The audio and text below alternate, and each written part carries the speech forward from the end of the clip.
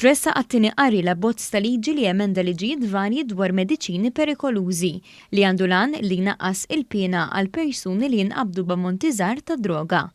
L-imħallef emeritu kummissarju ta' liġijiet Antonio Mizzi spjega li dan l-abbozz ta' liġi wantis biex jissimplifika l-proċess fil-qrati f'każijiet fejn persuna tinstab fil-possess ta' kwantitajiet żgħar ta' droga. Dan biex il-qrati għadu ġudizzju ġust u ekwu u nies li jkunu fil-possess ta' kwantità żgħira ta' droga ma jiġux penalizzati b'sentenzi ta' priġunerija.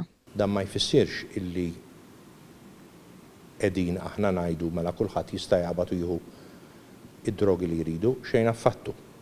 X'aħna dejjem a favur illi ħadd ma jidroga ruħu, ovvja.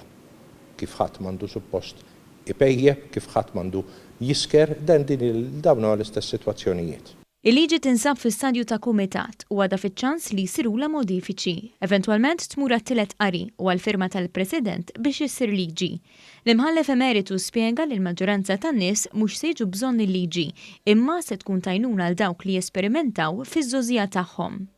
Forsi din il-liġi jirrealizzaw ukoll illi l-esperimentazzjoni hija ta' darba u m'għandix tkun ħaġa regolari, assolutament. Din hija liġi mhix intiża bħala liġi ta' saħħa assolutament. Ma hija liġi intiża biex min jagħmel żball ċkejken jiġi biex ngħid hekk ikkastigat pina ċkejkna.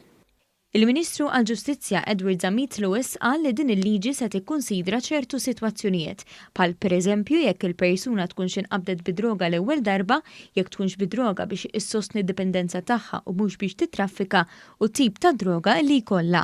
Hija konferm oħra ta' gvern tan-nies għan-nies għalfejn għaliex il-gvern sema il-karba ta' familji u għamel distinzjoni ċara bejn it-traffikant ta' droga li hemmhekk il-ġlieda qalila kontrih tibqa' u min-naħa l-oħra l-vittma ta' droga li rridu nibqgħu ngħinuh, nibqgħu insostnuh u noħorġuh minn dik id-dipendenza. U din il-liġi x'qed tagħmel qed tagħti diskrezzjoni lill-qrati għaliex aħna l-qrati saħħaħnihom, aħna l-qrati nemmnu fihom illi meta teżamina ċertu fatti speċi ta' każ toħodhom in konsiderazzjoni u mhux bil-fors il-persuna jeħel priġunerija però jingħata trattament. Fuq kollox, il-Ministru qal li din il-liġi hija konferma oħra li l-qrati tagħna mhux biss japplikaw il-liġi imma verament iwettqu ġustizzja maċ-ċittadini Maltin u l-familji tagħhom.